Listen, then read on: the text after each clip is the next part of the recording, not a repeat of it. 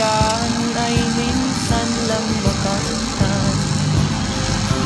O buhay,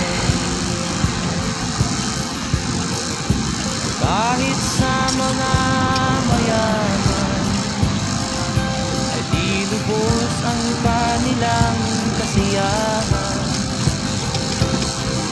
Sa buhay ng mahirap ay gayon din, lalo pat kay dami mong mga utang.